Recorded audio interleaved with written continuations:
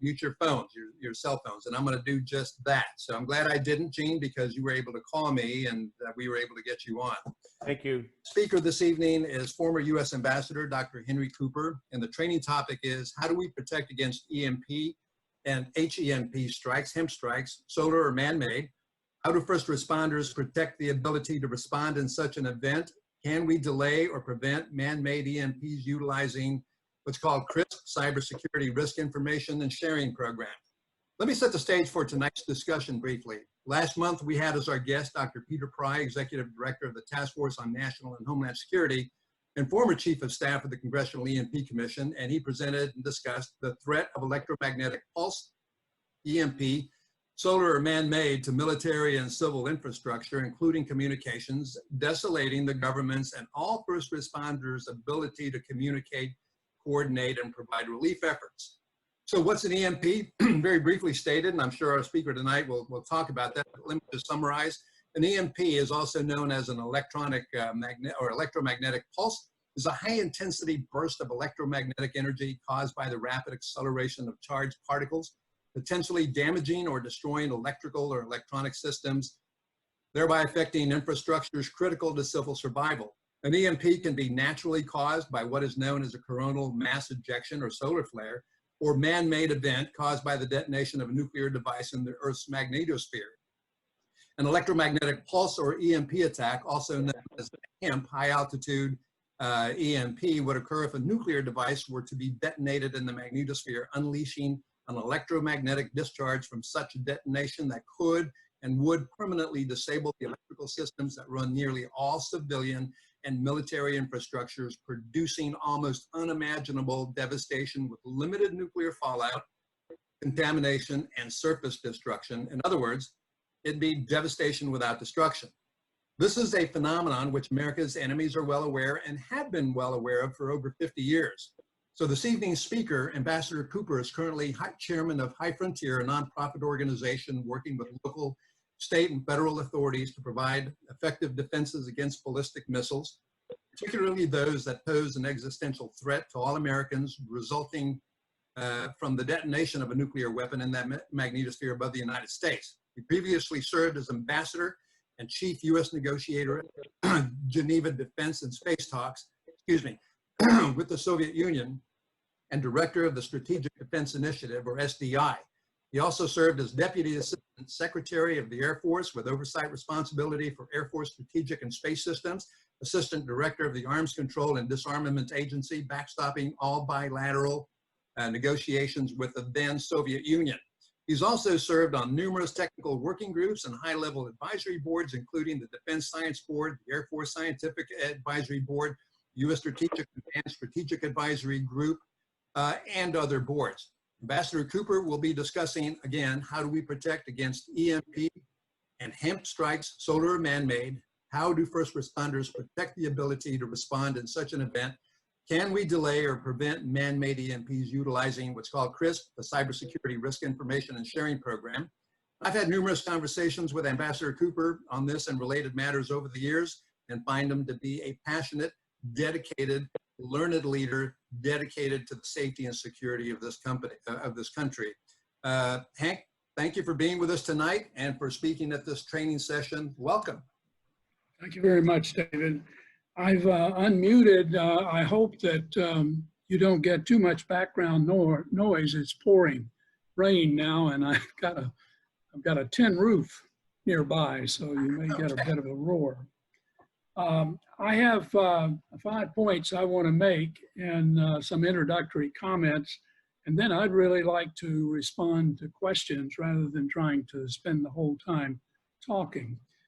You've already made key points and everybody takes it, but I want to start by saying that the EMP is a real threat. This is not something hypothetical or imaginary. And if you've heard Peter Pry, those of you who were on the phone, if you did, he's, I'm sure, talked about it. That's some length. It is part of the military doctrine as assessed by the intelligence community of Russia, China, North Korea, and Iran. And all of them seek to use it as a vehicle of attacking the United States, perhaps in a preparatory range, as was the case during the Cold War, as a way of disrupting our communications and making it difficult for us to respond to an attack. It also is taken by our potential adversaries as being a portion of the cyber threat. It is perhaps the most catastrophic of cyber threats because it could accomplish in a destructive way immediately damage throughout our grid rather than creating local problems that are propagated by some form of response in the electric interconnections. The second point I want to try to get across to you is that we really know how to deal with this problem. We learned how to do it decades ago. I was at the Air Force Weapons Laboratory early in my career. Bill Graham and I were lieutenants together in the 1960s. Bill was one of the principal people who worked the EMP issue in those days. I led activities having to do more with blast and shock, but we were basically given a charter by high levels of the Department of Defense to do independent work to check up on those who were building our strategic systems. Our Minuteman system in particular is one that I focused on, but also our strategic aircraft, the bombers, the command and control networks to talk to the submarines, to the president's aircraft, Sink-Sacks aircraft in those days, Looking Glass, and basically all the other strategic systems and components.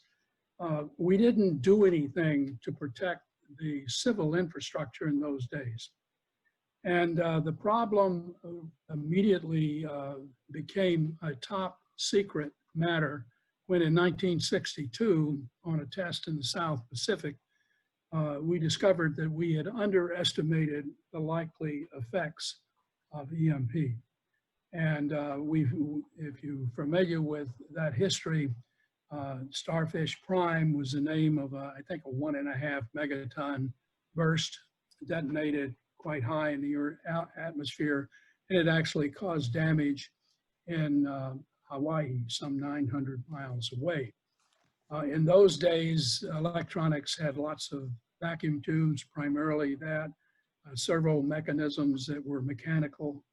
It predated the revolution that came with transistors and diodes and whatever, which now dominate our grid and other aspects of the program, especially as we move into the so-called 5G world. So this effect has been known. We learned how to deal with it for these most important systems. As I said, Minuteman, our Polaris system, Poseidon, Trident, all of those programs, and the communication systems to interface them. We had testing.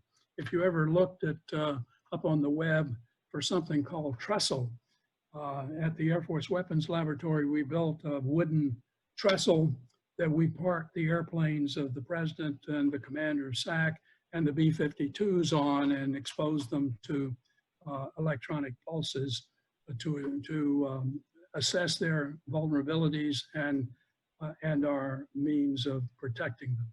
So these are important matters. And I will say that one of the lessons I learned out of that really is truly important as we go forward is that I don't believe anything that isn't tested. There are just too many ways that things can go wrong. We found, I like to give an example that dates to the 1960s when we first went out to assess the Minuteman programs. And I don't know whether you're familiar with the Minuteman silo, but it has a sliding cover on the silo. And there was a metal ring underneath that enabled you to have a Faraday cage around the Minuteman missile while it was, before the door was open within the silo.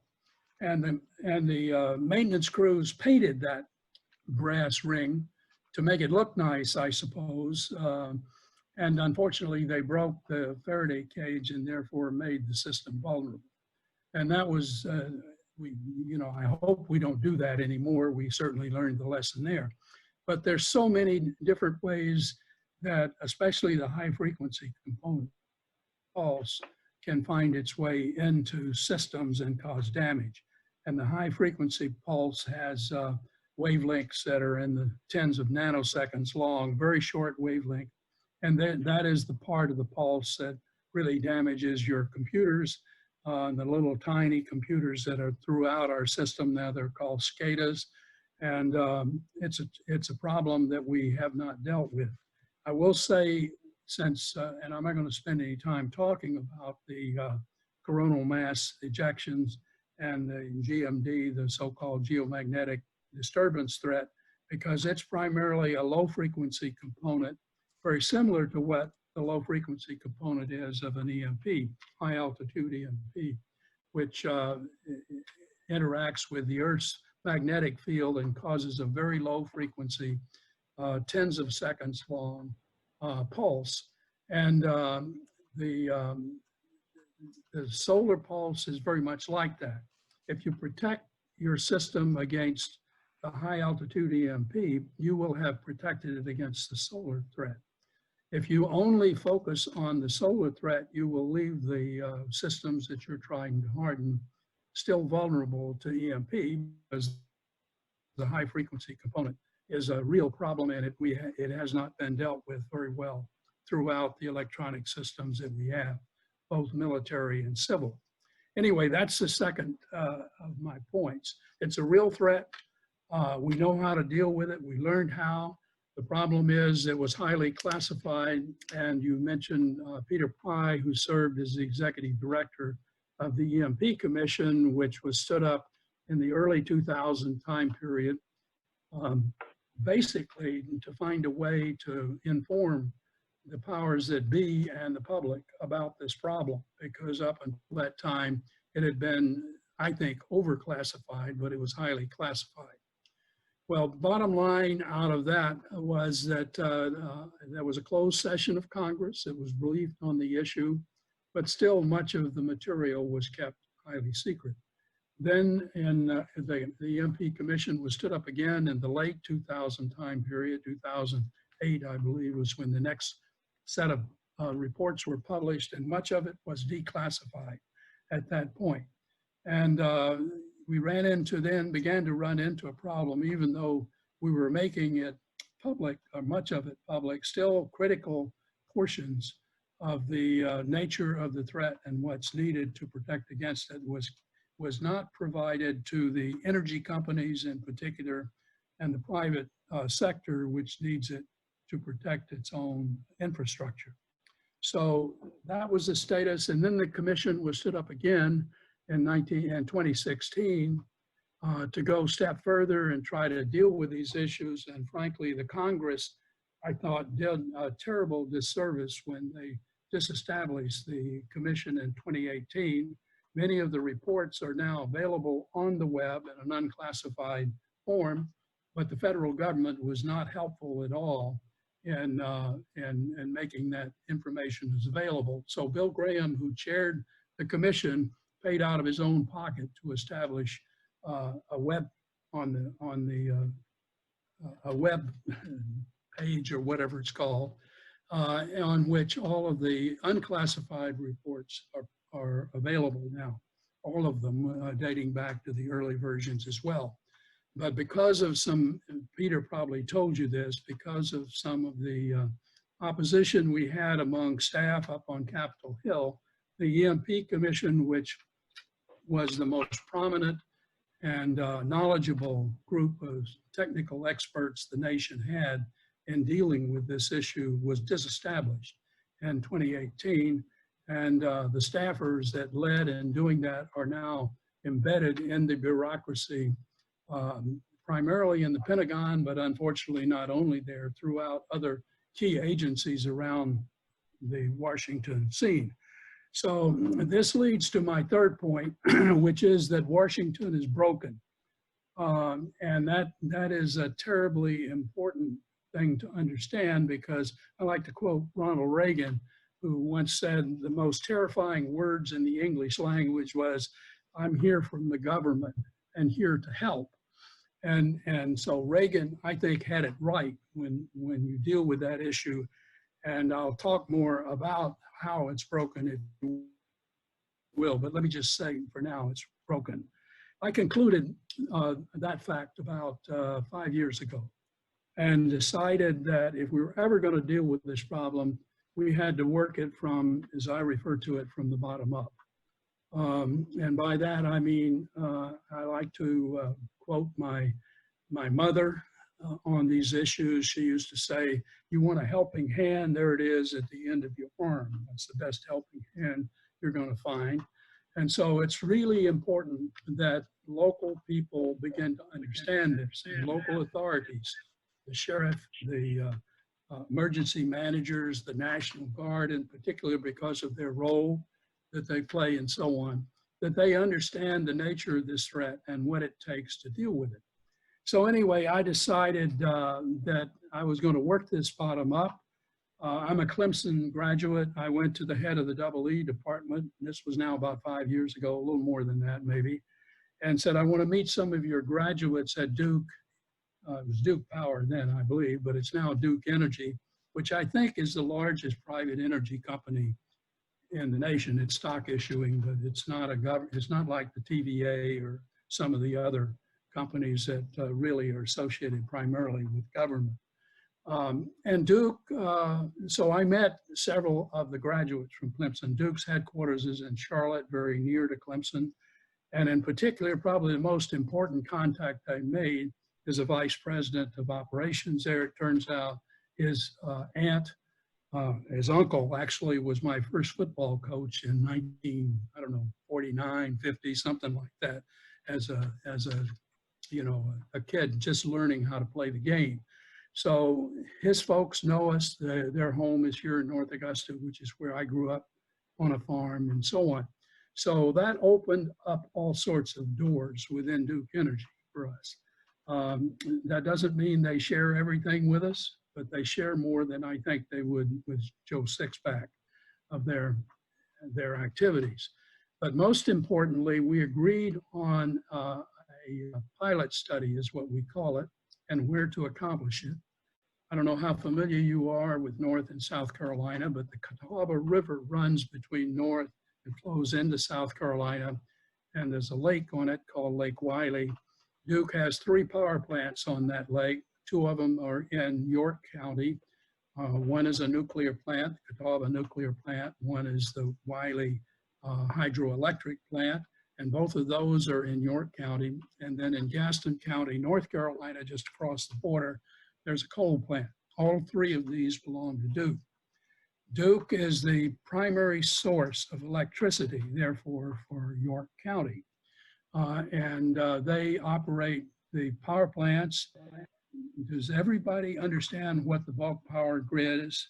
The bulk power grid is the power plants plus transmission lines that deliver electricity, high power electricity from those power plants, and big transformers that step up the voltage to hundreds of kilovolts, and it then is transferred to the distribution grid by what are called transmission lines. This is what you see on the big power lines across the country. And then the distribution grid through transformers that step that high voltage electricity down to something under 100 kilovolts is called the distribution grid. And it is what delivers electricity to hospitals and homes and factories and everything that matters to you. Well, York County, it turned out the Clemson connection really was important there too. The assistant city manager or deputy or whatever he's called is a Clemson electrical engineer graduate. And I met with him, and he agreed to open up his infrastructure in Rock Hill. Rock Hill is the 4th largest city in South Carolina. It's a suburb of Charlotte, which is where Duke corporate headquarters is located.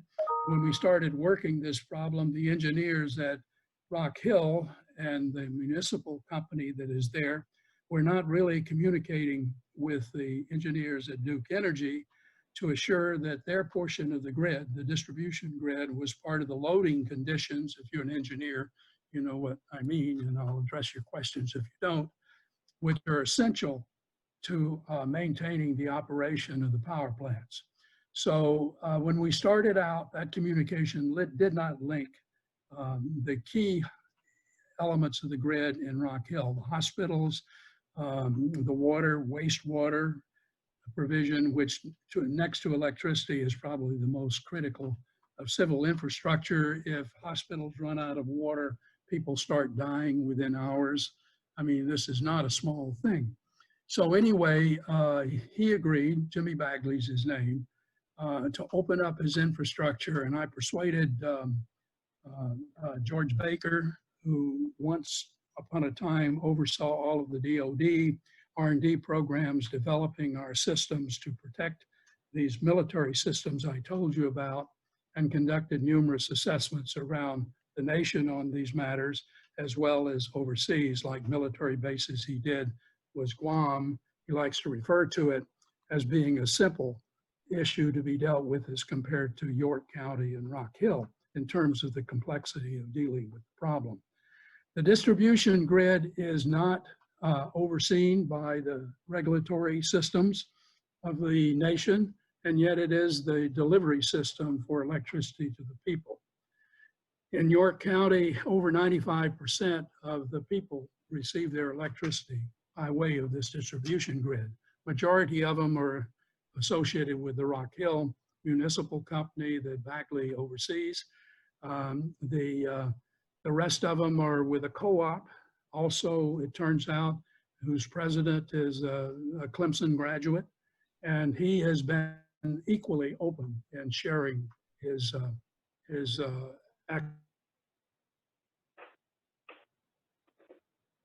I've worked pro bono, George has worked pro bono in doing this, and I'll come back to where he is now in a moment. But he came down, did a detailed assessment of what it would take to protect this distribution grid for York County, in Rock Hill, and the co-op grid against electricity. And the bottom line of that was that it cost like $100 as a one-time cost per citizen of York County to accomplish that. I'll repeat that. Per citizen of York County, a one-time $100 bill to harden the grid. So money is not the issue. That's less than the normal family pays for health insurance every month. So, you know, this is a part of the problem of dealing with the federal government on this issue. Everybody complains that it's going to cost us arm and a leg to fix the grid, and it's just simply not true. So it is clear to me working the problem from the bottom up is the right way to do it. The people down here now understand this. The congressman has been with us that represents these people from the very beginning. He's almost as frustrated as is Ron Johnson, who chairs the Homeland Security and Homeland Defense, I guess it's called. Oh, it's Homeland Security and Governmental Affairs, I think, committee in the Senate. He's very much on our board. He's frustrated with the federal government as well. So we have an alliance of sort that is building between the work we've been doing up in Rock Hill into Washington. About 2 years ago, a little over that, I was invited to testify before the Energy Committee. That's important because the directives out of the White House and out of Congress now really puts the Energy Committee in a pivotal role of dealing with this issue. And part of the problem there, I'm just being frank with you folks, and I can defend what I'm saying. Part of the problem there is that the Department of Energy laboratories, who have lots of very qualified people, but they are not experts on this matter, and they see being in charge as being a vehicle for getting a lot of money to study this problem, to relearn the lessons that I told you we learned decades ago in the Department of Defense. And unfortunately, we now have no oversight group like the EMP Commission to make sure this is done correctly. So working the problem from bottom up now, I'm running headlong into the issues in Washington. Newt Gingrich and I testified before Lisa Murkowski's Energy Committee. Bottom line from her at the end of that hearing was an endorsement of the idea of working locally up. So there is, I believe, an openness to deal with it. I already mentioned Ron Johnson, who I quote regularly in the writings that I have on my High Frontier webpage, who's very serious about dealing with this issue. But he, frankly, even though he oversees the Department of Homeland Security, has little confidence in their ability to manage these issues. So Washington's broken. We know how to fix it. And we're now working this issue in South Carolina to try to provide a pathway from what we've done up in York County throughout the state and by means of the National Guard throughout the nation. The National Guard, I'm assuming everybody here knows, works for the governors under Title 32. They have responsibilities there.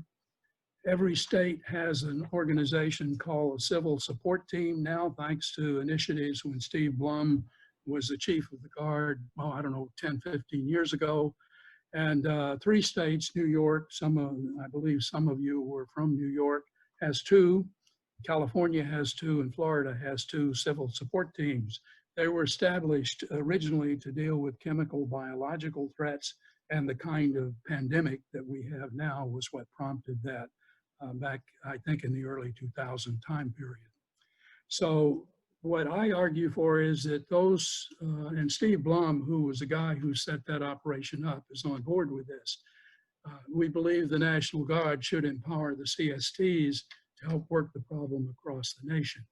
Beyond that, the adjutant generals are very important in this. They are usually the pathway to the governors. I think every state has that arrangement.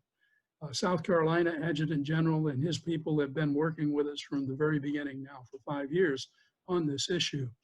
And that means the emergency managers at the state level as well as county levels are on board with working these issues. In Anderson and Oconee County, South Carolina, Duke Energy operates nuclear plants and other plants and nearby that feed electricity there. Most important is an organization called the 263rd Army Air and Missile Defense Command, which is headed by a 2-star National Guardsman, also a Clemson man. And he's on board with working with us. He reports directly to the commander of NORTHCOM, who is responsible for dealing presumably with the defense of the United States, but up until now has claimed he has no responsibility whatsoever for providing protection for the civil grid in the nation, which is essential to the operation of his operation, as well as all the bases around the nation, which depend on electricity from the electric power grid. But he said when Admiral Gortney was the commander of NORTHCOM, he made that comment explicitly. He only played a supporting role to the Department of Homeland Security and to the FBI in the context of dealing with counterterrorism. So NORTHCOM has a responsibility. This is where, as I mentioned, the commander of the 263rd reports in. He also is a direct report to the commander of 1st Air Force, which is commanded by our Air National Guardsman in Tyndall Air Force Base in Panama City, Florida, and also to Army North in Fort Sam Houston, Texas, and San Antonio. And there is also a pilot study going on in San Antonio that we want to connect our activities here in South Carolina with. They know what we're doing, and they want to work with us as well if we can figure out how to persuade the powers that be in Washington to support the activities. So our South Carolina, that's the 4th point, our South Carolina process is providing a pathway now to work this problem. I believe it's a sound one that can exploit the role of the National Guard. We need, in terms of money and so on, I don't want money. I'm trying to do this actually now for my great grandkids, not just my grandkids. And I just want the problem worked.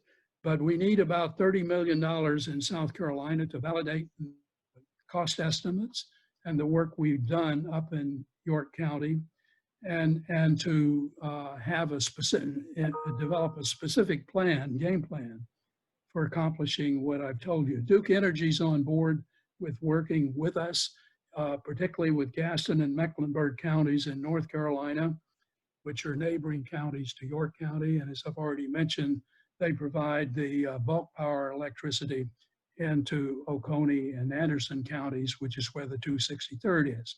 So we have a game plan for trying to work this problem. We need money to validate the plan and, validate the solution set that we have and make our way further.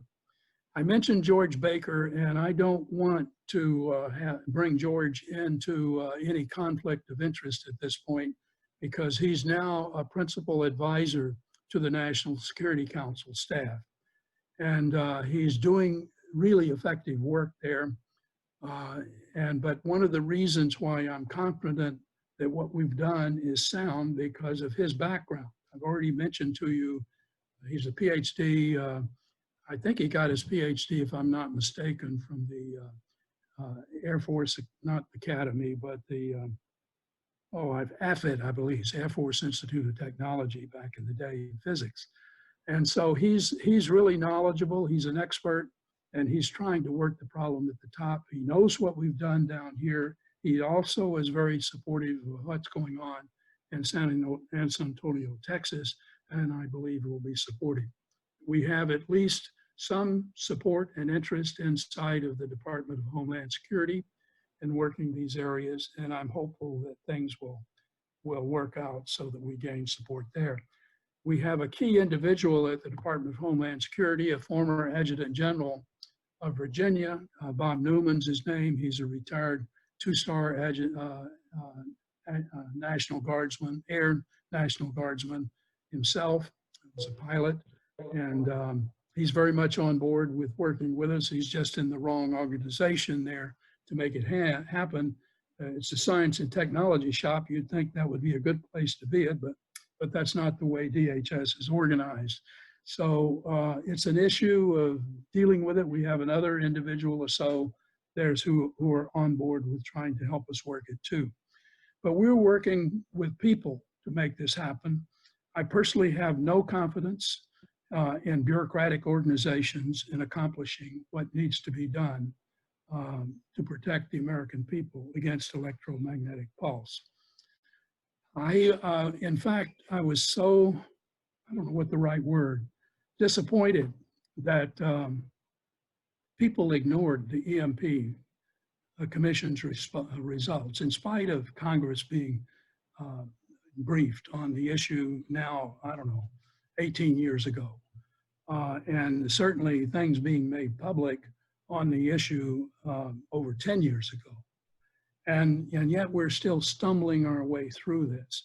If you read my message that I sent out this morning from High Frontier, I went through some of that history, and a letter, the contents of a letter, the letter itself is linked, that Bill Graham wrote to Rick Perry when he was the Secretary of Energy, explaining what the difficulties and the problems were on this issue, including the fact that the intelligence community estimates of the issue, which is dominated in this case by Department of Energy people, was the worst assessment he'd ever seen.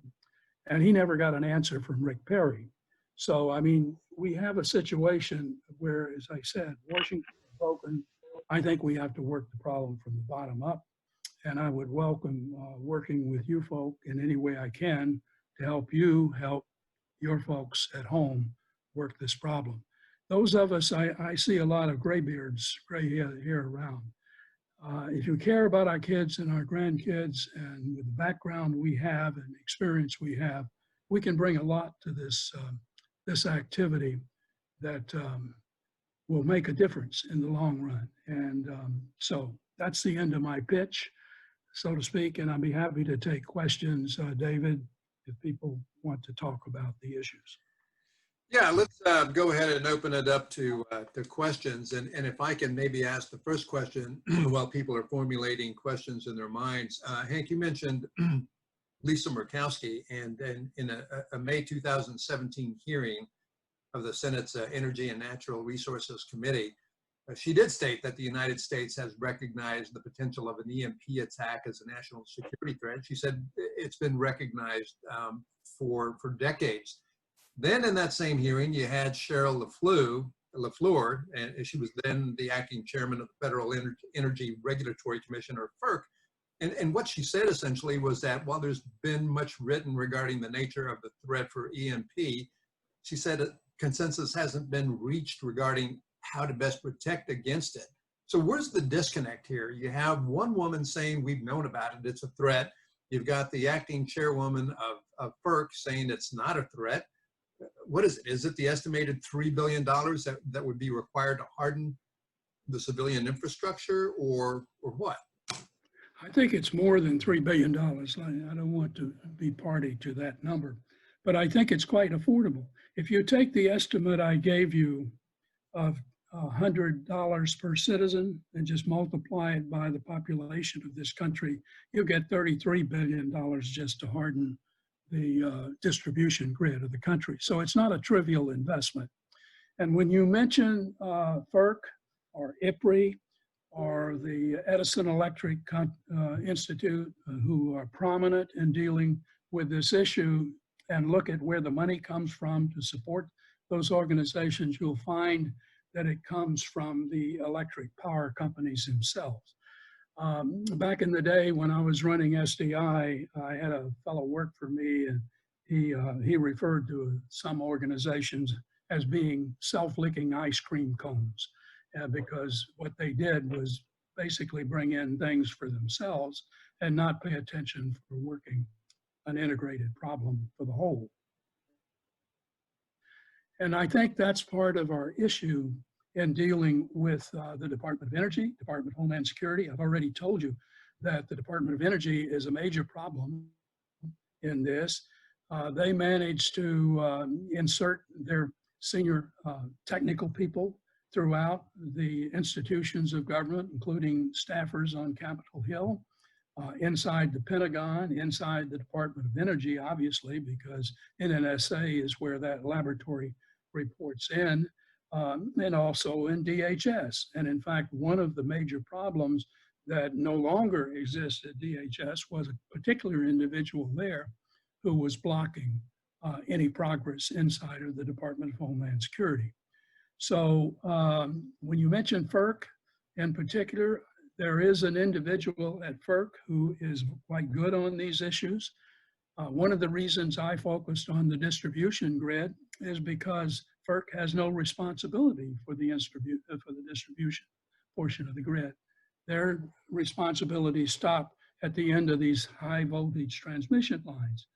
And every state has a public utility company, and so I don't know how many there are across the nation. I guess one in every state at least, and they have a major role to play in funding, meeting funding requirements and regulations for the distribution grid, which is how you get your electricity. So FERC has no responsibility for regulating the distribution grid. That's a fact you should take away from what I'm telling you here. It's something that ought to be fixed, but that's the way it is. The Nuclear Regulatory Commission, I was counting on help out of, because historically it was manned by the nuclear Navy admirals, former admirals and all, back when I dealt with them in an earlier life.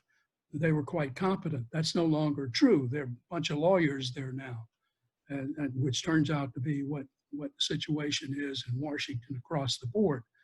That doesn't mean that there aren't some good people there. Don't take what I'm saying wrong. Cheryl LaFleur was a problem. She's no longer, I don't think she's any longer a part of FERC. but they remain an obstacle in dealing with this problem. So regulatory world is a problem, and it's a problem because I think if you follow the money, someone said that's what you should do, the money to support them. And by the way, some of it comes from China. And I can't help but when you mention China, mention these large transformers around the grid. I was startled to learn. I knew we didn't make them in this country anymore, but I thought we were buying them from Germany and from South Korea. It turns out that over the last decade, we bought 200 of these very large transformers from China. And I have friends who believe those transformers are embedded with electronics, which when cued from outside could create damage in the transformers themselves by raising and lowering the energy. If you've ever heard of the Aurora event, it was a generation plant, but by varying the voltage for a substation, they were able to actually cause physical damage of that substation, and in particular the generation plant. This same methodology was used, if you're familiar with it, to attack Iran years ago, the cyclotrons there by our community. So cyber is clearly a threat in these issues. I don't know how to get this problem dealt with other than, again, getting enough at the bottom level to understand it. If you put it, the dollar cost, as I put it, in terms of what individuals can afford to do. I mean, I don't know about you folks, but on my wife's holiday, you know, a birthday or something, I spend more than $100 on a meal out. I mean, give me a break. The people of this country, if they understand how screwed up this system is, I believe they will, as my mother used to say, look at the best helping hand they've got on the end of their arm and make these things happen. And they can do that by way of their legislature and working up through the system. And they can do it overtly by dealing with the money situation themselves within the county. We haven't quite gotten to that stage up in York County yet, but I believe we could possibly do that. The problem we will have then is dealing with the bulk power grid, which is where everybody's focused on now. And if they were doing the right things in addressing the problem there, then there would be hope for putting the pieces together. But I, at this point, have no confidence in FERC. I'm hopeful that we'll find some technical people in the Nuclear Regulatory Commission that we can work with, because quite honestly, if we don't assure the problems are addressed there, we have the potential of 97 Fukushimas in this country. I assume you know what I mean. Fukushima was the reactor that was actually destroyed by such a tsunami, I guess it was, that went over the top, and actually they weren't able to keep it cool, and it blew up and radiation came to California, among other places. So we have most of those reactors are along the eastern seaboard. And in particular in South Carolina, half of our electricity comes from reactors. Don't get the wrong idea from me. I'm not negative on a nuclear reactor as a source of power, but we have not taken the initiative to make sure they're protected against this threat. And so when in York County, when we went into addressing the problem there, the Duke Energy people and we agreed that the most important thing was to make sure the cooling water would flow to that reactor, that Catawba reactor, so that it would be kept safe. It turns out that you don't just start and stop and start those reactors. If you have a blackout, they go down to protect themselves. And then you have a problem of starting them. In the case of the Catawba nuclear plant, you need something on the order of 50 megawatts to start that plant. The Wiley hydroelectric plant can provide that electricity, but you have to have a hardened grid around it so there's a loading condition against which those plants can work. Otherwise, they will stay shut down. So in the meantime, you need to keep them safe. And that's the nature of what we've been working on there. And I'm certain that Duke is doing their best to make it happen, to keep them safe as well. But yeah, let me just open it up to questions from the participants here. So if you want to ask a question, go ahead and unmute your mic and then just identify yourself and ask the question.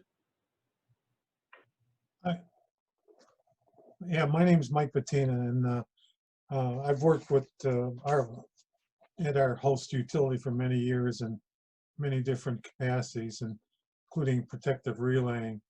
At one time, all our protective relaying were electromechanical or vacuum tubes, and of course now it's all microprocessor.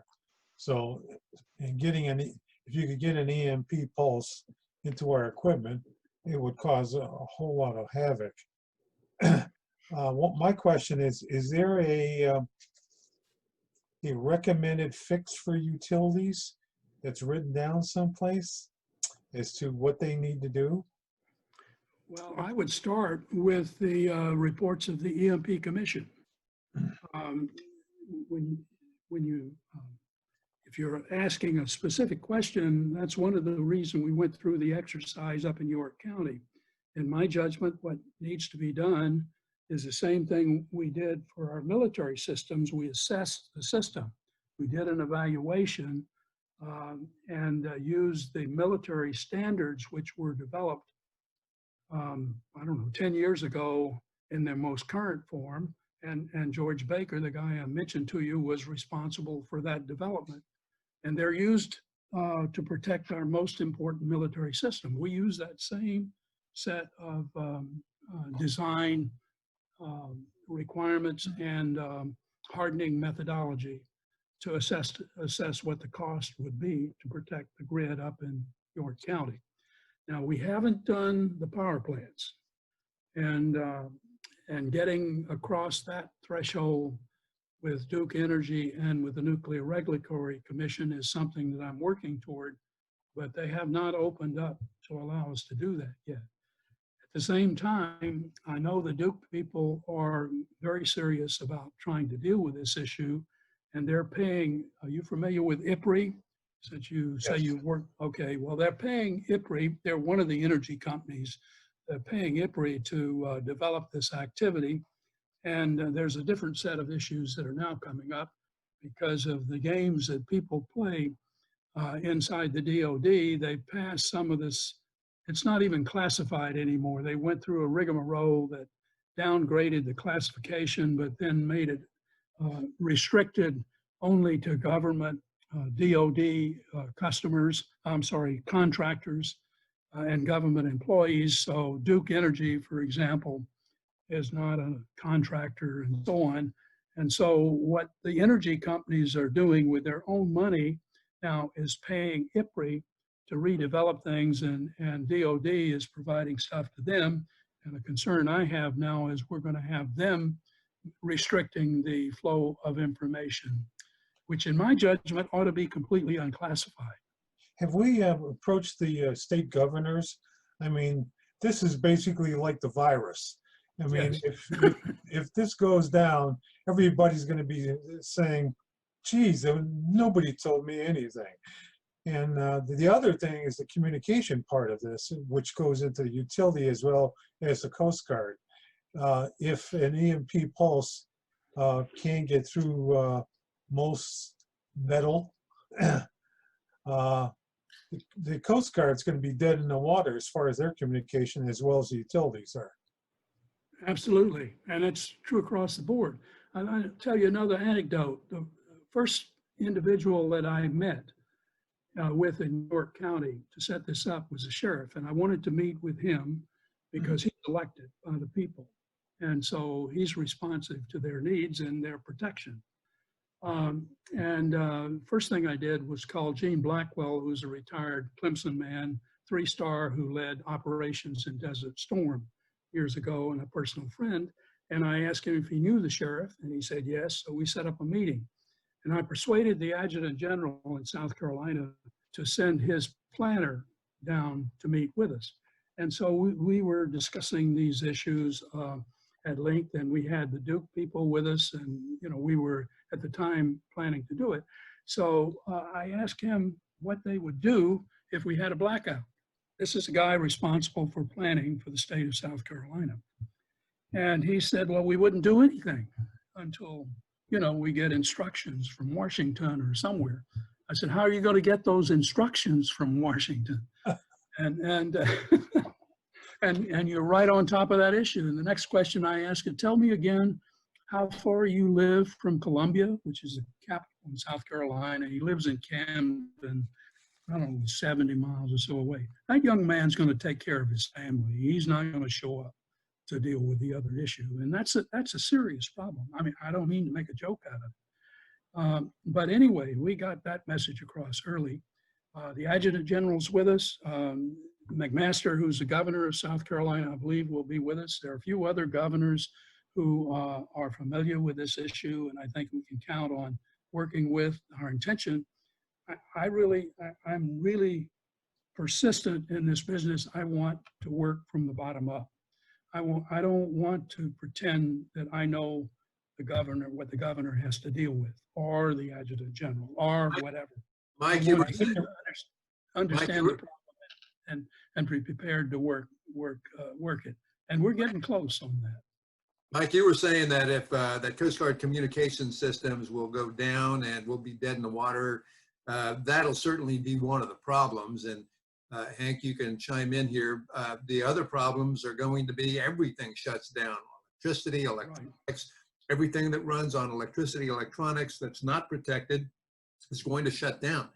Water, gas, food, distribution of medicines, distribution of medication. Hank, if you would, the Congressional EMP Commission, I think, concluded that within a year, 90% of the United States or the American population would be dead within a year. Is that correct? I think they said up to, but that's, yes. And where that estimate came from was looking at what the population was in the 1800s, because what we'd be back to is like that. And that may be optimistic because the people then were, of course, living off the land. And it was an agrarian society. Today, everything is done just in time, as you know, and we see every time there's a hurricane or whatever that the grocery store shelves empty. So, I mean, it is really a major problem. In South Carolina, again, I want to go back to it. One of the things we did on this communication issue, we have a system here, an 80 megahertz system for communication, emergency management communication. And one of the things we did was to go through an assessment of what it would take to harden that communication system, which can assure the governor can communicate throughout the state. And so, again, working bottom up, I've talked to McMaster briefly about this issue about a month ago. He's our governor, and told him I wanted to come see it. We're now at the stage where I'm preparing to reach out to others, and I want the governors on board. The game plan is to try to go before August, I believe is what they call themselves, the Association of the Governors Association for the country. I believe it's chaired now by the governor of Maryland. We have friends who are working with him through InfraGard. Do you know what InfraGard is? Yes, I do. Okay, InfraGard is an organization that has a special interest group on EMP. I encourage you to look them up and get involved with them. I've been working with them for about 5 years.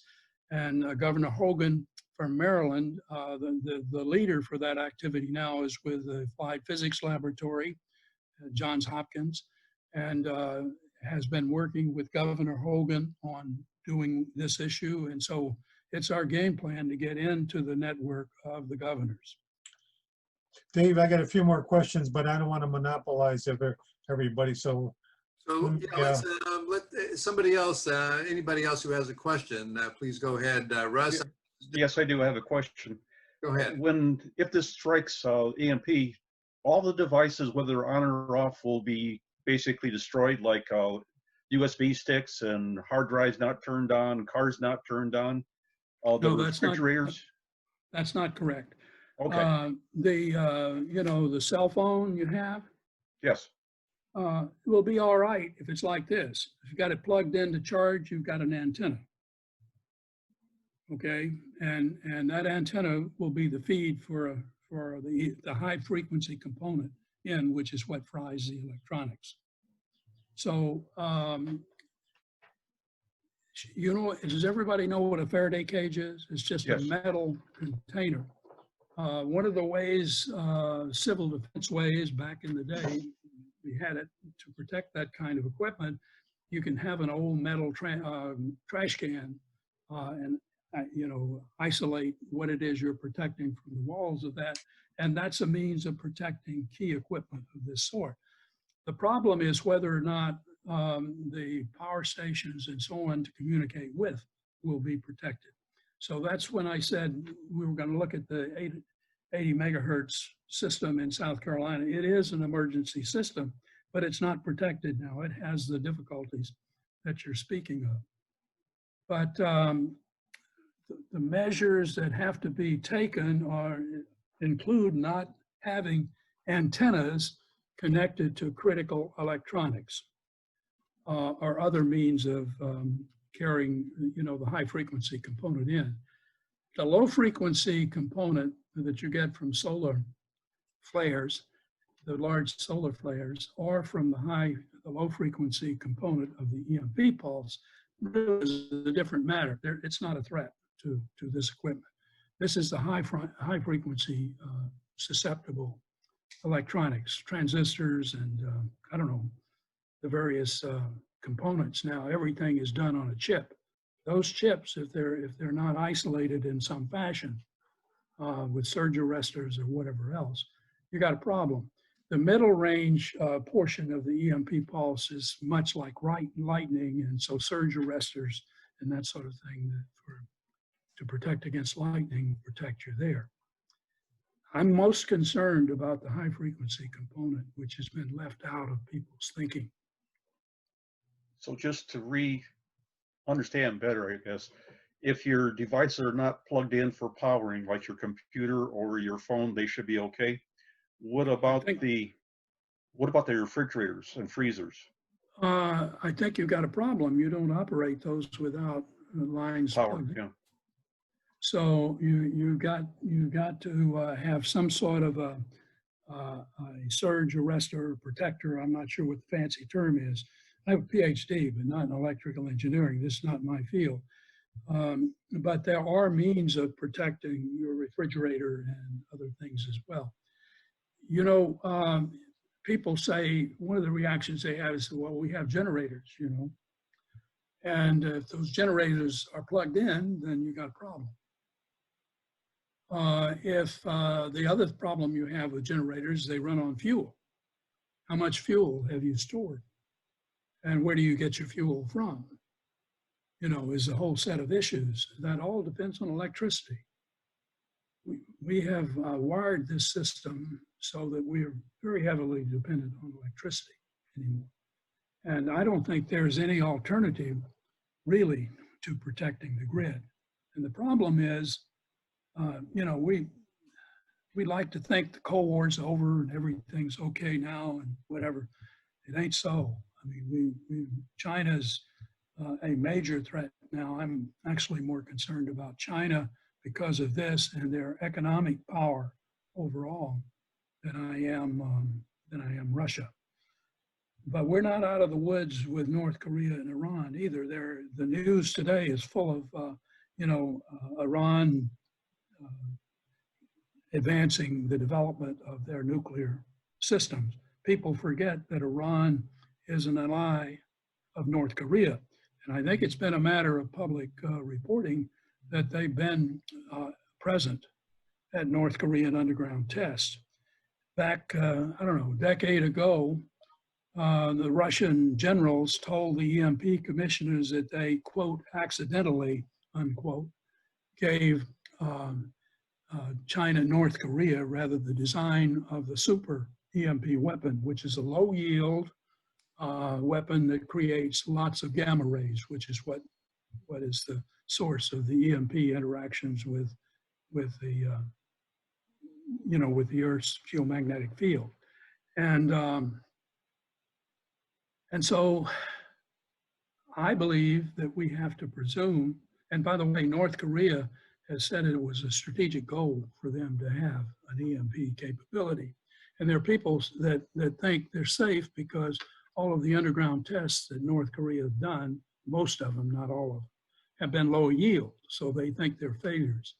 Well, 10 kilotons works fine for a super EMP weapon. If that's what they've been testing, then not only they may have them, that's basically the size of what we used to refer to as a tactical nuclear weapon that people carried around and in backpacks and so on. I wouldn't surprise me if Iran had those weapons too. So we have a very dangerous world that we're living in. I tell people all the time, it's the most dangerous time I've ever remembered. And although I was a kid, I was there in World War II. So, Sharon, do you have a question? I was just going to ask how, as we as auxiliaries, what can we do to help with getting this infrastructure strengthened, or what can we do as far as, if something happens? I mean, our hands are pretty much tied. I mean, as a watchstander, I would see the whole Rescue 21 and the I-911 system go down. It would be done. The boats would not be able to run either because those have got electrical power to them, and they use those for navigation. What can we do? I feel like we're seeing all of this, and it's like, well, what can we do? Right. Well, the first step to solving any problem is understanding the problem. Mm. What state are you in, just so I understand? I'm in New York State, sir. New York. Well, I've told you there are 2 CSTs in New York.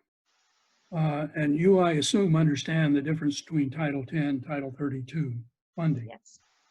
Okay. Yes, sir. Now, the CSTs were arranged so I believe they can use both Title 10 and Title 32 funds.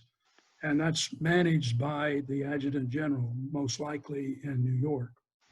And the governor is important in making these things happen. Those folks are distracted at the moment, so that's an issue. But if we can get I am hopeful that we can get the governors and the adjutant generals across the nation to take this seriously. If we do, then there are ways for you to plug in. I will say one more thing about this. In South Carolina, we have a state guard. It's a militia. It's a fallout of what used to be called the Home Guard in World War II. My dad was too old to go to war, but he was a member of the Home Guard, and I used to go with him for his training and so on when I was a kid. And now it's a state guard.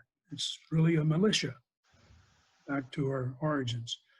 And in Charleston, South Carolina, there is I forget the name of the organization, but the Coast Guard there, as well as other Navy and other folks, have an auxiliary organization that is there.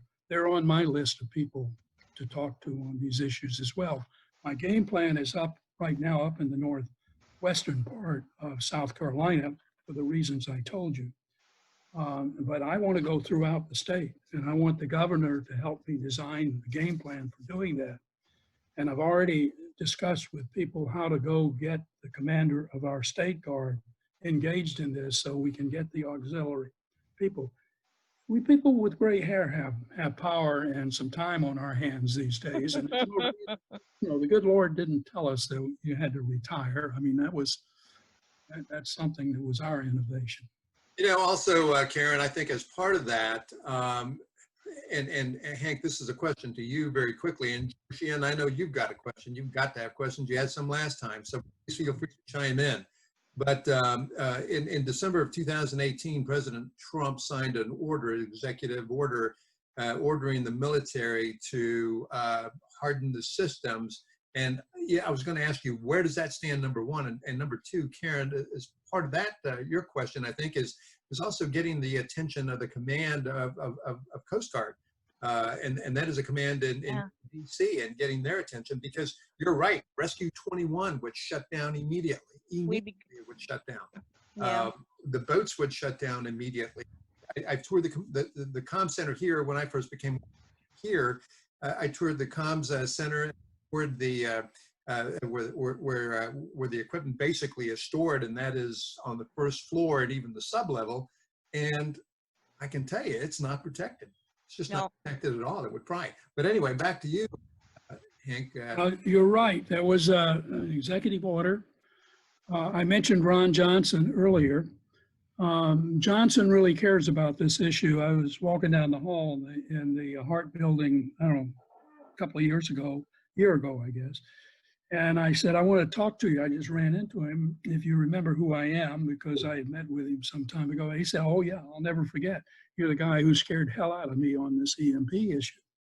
Anyway, he gets it, and he is very serious about this, and had an amendment to the National Defense Authorization Act, which actually strengthened the president's executive orders. And there are at least two of them that matter. Now it passed into law. The president signed it in December of just this past year. So Congress is on board as well in terms of providing the legal underpinning. That's important, because no matter who's elected in in November, that's the law of the land. They're supposed to be fixing this problem. And my concern about Washington is they're going around trying to reinvent the wheel, rather than taking what we know how to do and figuring out how to do the job. Now, with respect to the Coast Guard, I've lost track, but once upon a time, the Coast Guard had very senior presence inside of DHS. Is that no longer true? I thought. No, that's still true. That is still true, but I'm not sure how much they talk.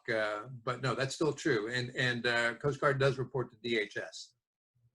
Well, that's a pathway. If we can get this idea, and there are people there who are on board. They're fighting their way up through a bureaucracy, though, with doing pilot studies.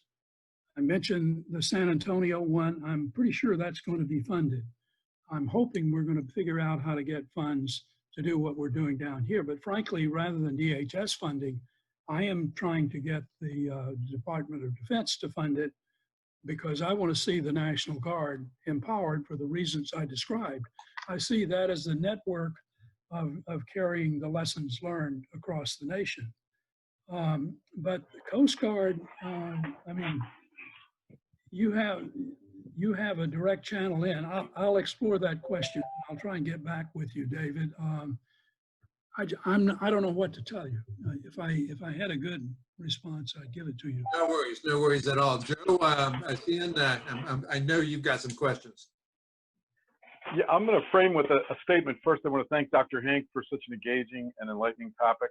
And then I want to blow a little sunshine to Karen and to others that asked some things, and then ask Dr. Hank if he concurs or if I'm out of my lateral limit.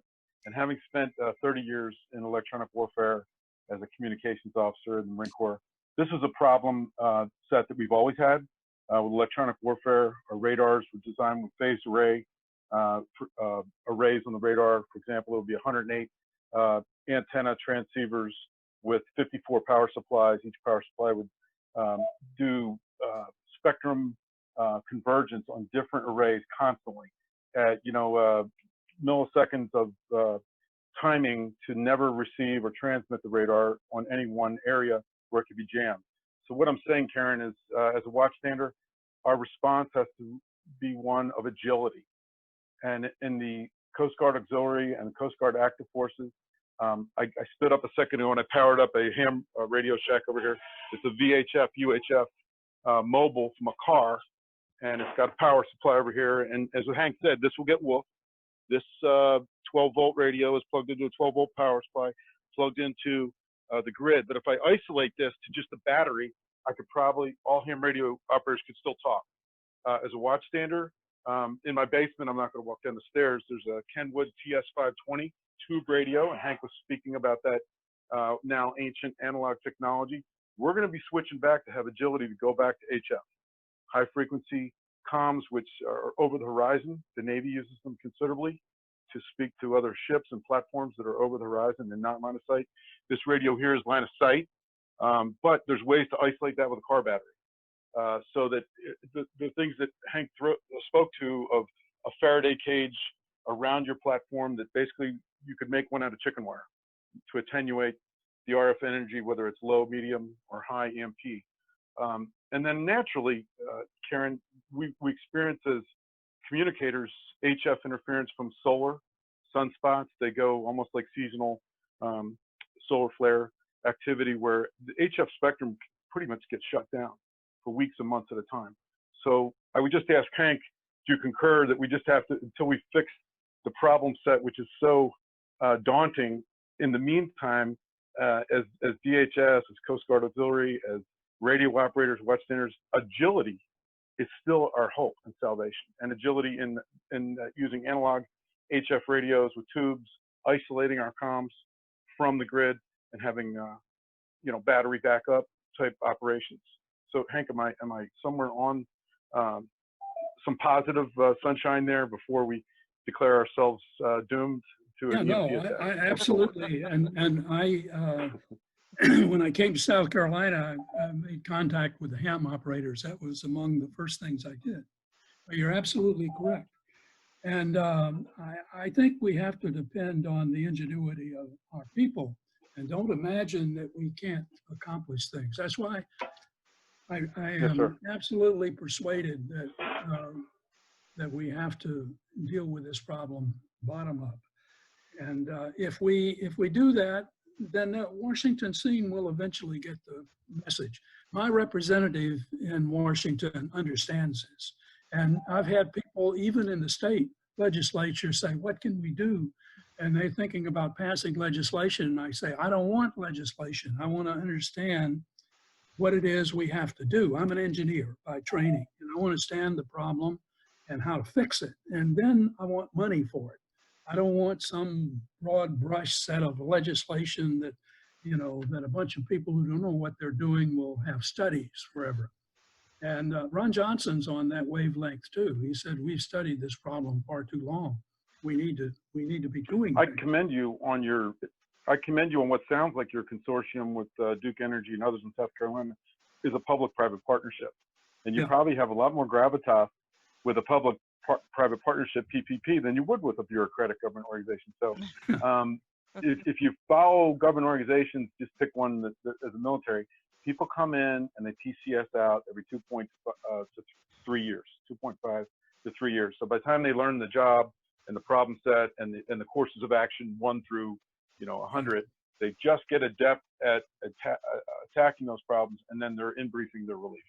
Whereas a public-private partnership that you sound like you guys have continuity. Nobody's going anywhere. Everyone's dug in.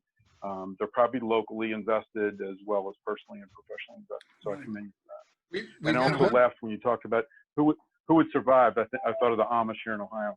So maybe we should all study the Amish. They probably would. So we've got about 5 minutes to go before we adjourn at 9 o'clock. Gary, I see you've unmuted. You have a question. Yeah, my name's Gary Zidane from Flotilla 22 in Ithaca, New York. And I'm just curious if you know on the other side, if there are any countries that are working on protecting their grid and their power plants, in particular, China, Russia, North Korea, and Iran. I don't know that much about the infrastructure in North Korea and Iran, but certainly Russia and China are.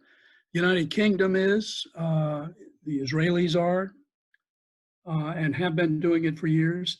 Let me explain to you there's a big difference though, and both in the United Kingdom and in Israel, it's the organization is coherent.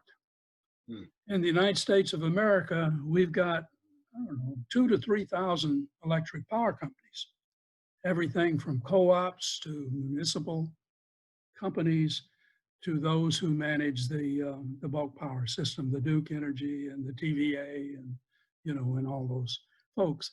And then we got this overlay of regulatory world where half the regulations are set by FERC and another half by the PUCs, each state of which has one, you know.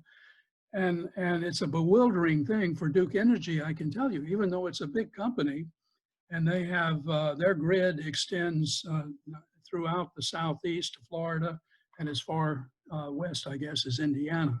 I mean, it's not uniform through there, but they have grid activity. So just think about that. They have half a dozen PUCs they have to deal with the regulatory world in different states, as well as FERC and NERC. You know, and I didn't talk about NERC. NERC, you understand who the NERC is? It's the North American, what is it? North American Energy Electric Regulatory Company or something. And it's a nonprofit organization which is funded by the energy companies. You know, so it's, that's the self-licking ice cream cone I was talking about. And they do the studies. The FERC doesn't do the studies. They're responsible to the Congress for output, but Cheryl LaFleur didn't do the studies. She, you know, passed off the study work to NERC. And I mean, it's an unbelievably, well, corrupt may not be the right word, but it's a disaggregated, dysfunctional organizational structure. Let me give you one more. Let me give you one more analogy. One of the things I said we wanted to do when we started doing assessment, I said I want to go to your hospital, major hospital, which serves all of York County and neighboring counties into Charlotte and so on. And the engineer opened it up as well, and we went in and we did the assessment, all that, and what it would take to deal with the problem. And I said, who are you dealing with at the Department of Homeland Security on this matter? And he said, no one. And I said, what do you mean? Who in Washington do you interact with? And he said, the Department of Health and Human Services. And I said, who? Why? Well, you think about it, I guess hospitals, health and human services, that makes sense. So I called my friend at DHS and said, how does this guy communicate with you on these EMP issues? And he said, well, there are these 16 critical civil infrastructures, and hospitals and Medicare and all that stuff is one of them. And so this is my words, not his. So he in effect said, we have a committee of the whole to manage all this. I don't know about you. I managed a lot of things, but I have never depended on a committee doing anything that was innovative or taking initiative. Committees aren't made for that. And that's the problem we have. I mean, there is no one in charge in working this issue. Below the president, there is no one in charge. That is the problem. Gary, follow-up question? I don't have a follow. I just want to thank you for putting this together, Dave, and Mr. Cooper, Ambassador Cooper. Thank you for your information. It's very informative. Any final questions? Anybody have a question that they want to ask? Go ahead and unmute. This is the time to do it. It is 9 o'clock, so we need to let Ambassador Cooper go and certainly terminate this meeting. So if there are no other questions, Hank, I've got tons of questions, as you know. We've chatted in the past, and I mean many times, and thank you very much for taking the time to address this group this evening, and I look forward to talking to you again in the future. This concludes the meeting, unless anybody else has one quick question. This concludes the meeting. Thanks, everybody, from New York to the Philippines, down to North Carolina. So thanks, everybody. Good night, and we'll see you soon, hopefully. Thanks very much. Thank you. Thank you very much, David. Thanks, Thank everybody. you, Ambassador. Thank you, David. Thank you. Thank you. Thank you, Dr. Read my Thanks. message that went out this morning on the High Frontier webpage page. Highfrontier.com, correct? .org. .org. That's right. Sorry, highfrontier.org. I did read it myself. Thank you very much. So it's highfrontier.org, and you can keep up with what Ambassador Cooper is doing. Will do. Thank you. Thank you very much. Thank you. Thank you. Thank you very much. for your ray of sunshine there. I needed that. Thank you so much. No problem. Agility. a little Remember, hope. always be agile. Agility. Be agile. Well, Okay.